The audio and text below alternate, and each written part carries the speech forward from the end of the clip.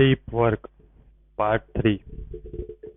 चलिए अब जरा इन सभी तथ्यों को समेटकर एक स्पष्ट दृष्टिकोण से देखते हैं। मेरे सर्वेक्षण के अनुसार वर्तमान आर्थिक सोच का तर्क यह है कि अभूतपूर्व प्रगति और प्रौद्योगिकी से पड़ने वाला प्रभाव बड़े पैमाने पर हमारी अर्थव्यवस्था का पुनर्गठन या नवीनीकरण कर रहा है। इस नई अर्थव्यवस्था में 3 समूह ऐसे होंगे जिन्हें विशेष लाभ होगा। एक तो वो लोग जिन्हें कुशलता व रचनात्मकता के साथ जटिल मशीनों पर काम करना आता होगा। दूसरे जो अपने काम में उत्कृष्ट होंगे। और तीसरे जिनके पास पूंजी होगी। साफ साफ कहे तो इस महान नवीनीकरण की पहचान ब्रिंजोल्फसन, मैकफी और कोवेन जैसे अर्थशास्त्रियों ने की थी। यह कोई इकलौता महत्वपूर्ण आर्थिक चलन नहीं है और न ही इससे पहले उल्लेखित किए गए वे 3 समूह इकलौते ऐसे समूह हैं जिन्हें इस नए दौर में लाभ होगा।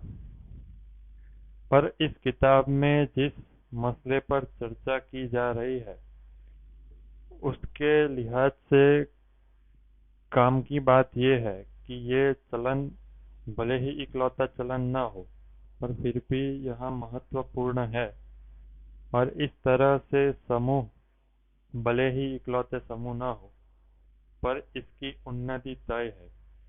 इसलिए अगर आप इनमें से किसी भी समूह का हिस्सा बन सकते हैं तो इसमें कोई दो राय नहीं है कि आप उन्नति करेंगे। हालांकि अगर आप इन समूह का हिस्सा नहीं है तब भी आपकी उन्नति संभव है, पर आपकी स्थितियां इन समूह के सदस्यों से कहीं ज्यादा अनिश्चित और जोखिम भरी होगी। अब हमें जिस प्रश्न का जवाब देने की जरूरत है वह स्पष्ट है। विजेताओं के इस समूह में शामिल कैसे हुआ जाए।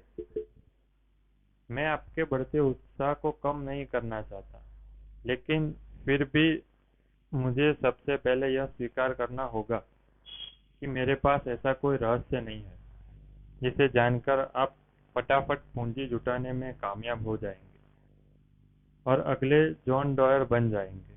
क्योंकि अगर आप वाकिफ है कि वाकई मुझे ऐसा कोई रहस्य पता होता तो इस बात की उम्मीद कम है कि मैं उसे किसी किताब में लिखकर पूरी दुनिया से साझा करता।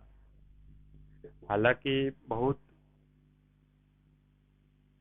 समूह को छोड़ दिया जाए